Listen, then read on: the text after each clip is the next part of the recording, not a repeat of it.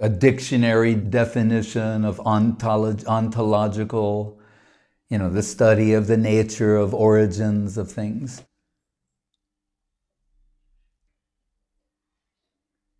But we could say, really, he's rendering Siddhanta as ontology in this sense. Or because we'll think, well, he's also using it in the sense of philosophy. And we know philosophy is sort of like a double-edged sword word with devotees. One minute we're saying, we're not interested in philosophy. Next minute we're saying, I'm a philosopher. What does he mean? Right? So that's why the word Siddhanta is more helpful if we understand that that's really what he's talking about. The ultimate conclusion. Ultimately, what is to be understood? Like, it's almost an allusion to prayojan tattva, but with sambandha avideya included. So we say sambandha avideya prayojan, that's our ontological structure of Gaudiya Siddhanta. That's correct also. But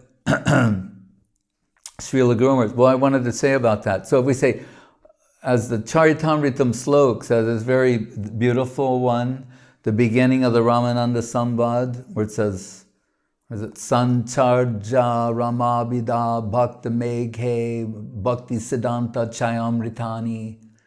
That's not correct, the wording, but it's similar to that, saying that Gaurabdi, like Rasabdi, Gaurabdi, Gauranidhi, that Mahaprabhu, he's an ocean of Bhakti Siddhanta.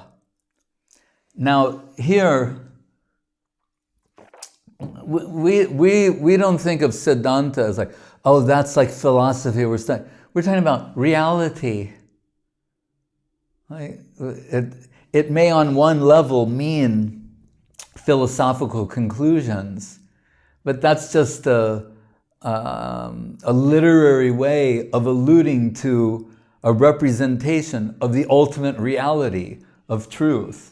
They're not two separate things, like, oh, here's Siddhanta and then here's devotion. It's not. They're inseparable.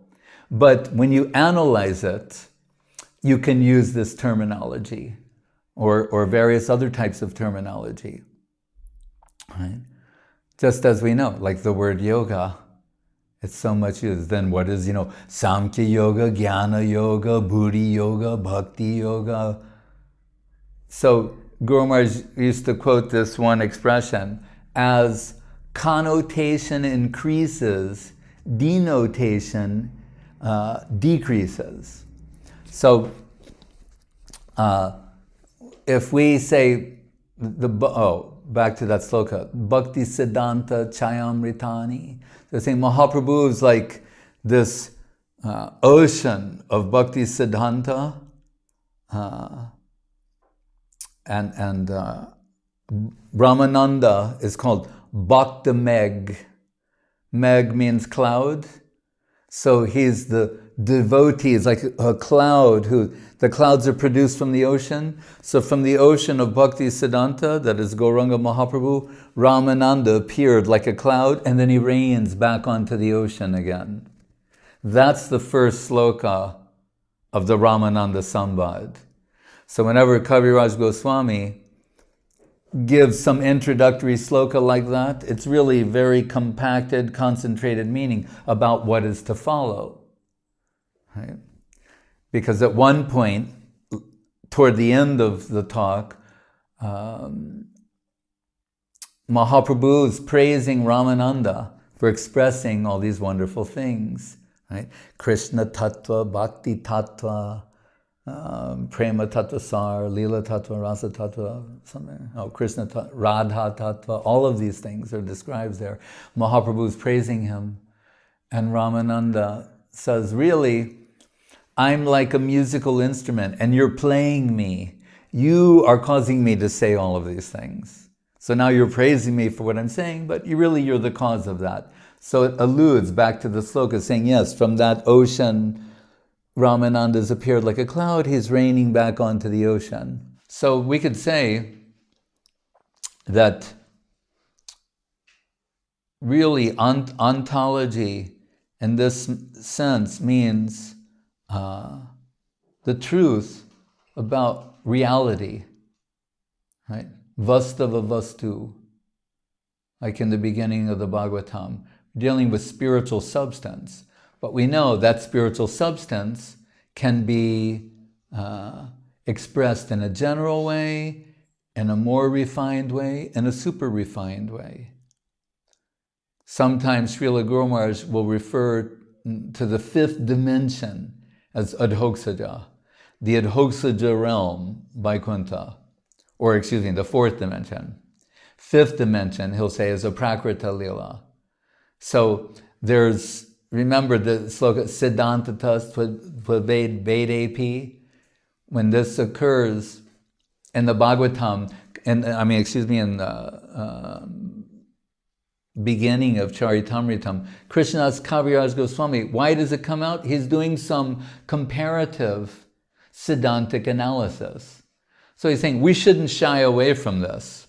Actually, it'll make you even more focused. But it has to do with gradation, where he's saying it's not incorrect to say that the Lord is an incarnation of Kiradakshai Vishnu. He's saying, but does it really add to his glories? And so he's going to express more accurately, with greater precision, who is Sri Chaitanya Mahaprabhu.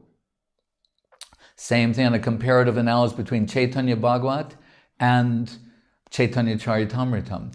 Interestingly, Srila Guru Maharaj says, Chaitanya Bhagavat has rasa, but no ontology, or very little ontology.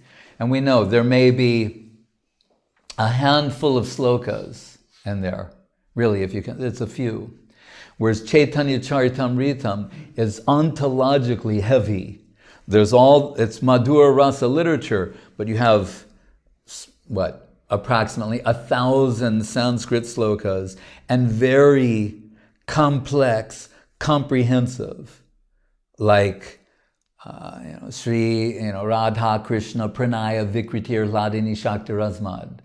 On that sloka, on the word Vikritir, once Gurudev told me, he said, I've been thinking about this for 40 years. This word. That's ontological gravity and weight. And the book begins with a lot of, this is the 14 slokas Guru Maharaj sometimes calls the steel frame, or the structure, steel girders upon which the whole Chaitanya Charitamritam is going to be built. Slokas written by Swarup Damodar, others by Rupa Goswami.